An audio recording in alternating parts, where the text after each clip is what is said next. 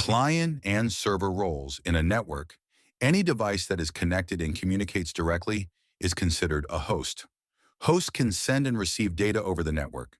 In modern networks, these devices can act as a client, a server, or both, depending on the software installed on them. Servers are hosts that provide services to other devices on the network. For example, they can deliver web pages or emails.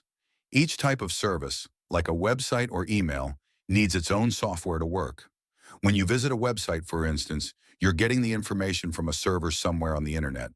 Clients, on the other hand, are hosts that use software to request and view information from servers.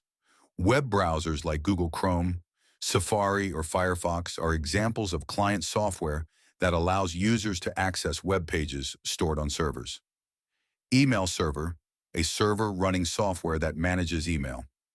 Devices use software like Microsoft Outlook to access their email. Web server, a server running software to deliver web pages. Users access these pages through browsers like Google Chrome. File server, a server where files are stored in one place. Devices access these files through client software, like Windows File Explorer. Peer-to-peer networks. While clients and servers usually run on separate devices, one device can also act as both a client and a server at the same time. This is common in smaller setups like homes or small businesses, where each device can act as both a client and a server in what's known as a peer-to-peer network. In the simplest P2P network, two devices are directly connected to exchange data or services, with each device acting as a client and server as needed. You can expand this to a larger network with multiple computers by using a network device like a switch to connect them. One disadvantage of P2P networks is that if a device is both a client and a server, its performance can slow down.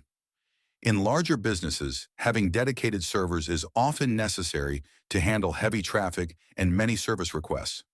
Advantages of P2P networks: easy to set up, simple and cost-effective, as no special network equipment or servers are needed. Good for basic tasks like file sharing or printing. Disadvantages of P2P networks: no centralized management, less secure, not scalable, hard to expand as the network grows. Devices may slow down since they act as both clients and servers. Peer-to-peer applications. In a P2P application, devices act as both clients and servers at the same time. This means that each device can send and receive data simultaneously. Some P2P applications use a hybrid system where resources are decentralized, but the locations of these resources are stored in a central directory. In this system, devices use an index server to find where resources are stored. Multiple roles in the network. A device with server software can provide services to many clients at once. It's also possible for a single device to run multiple server programs, like a file server, web server, and email server at the same time, especially in a small business or home environment.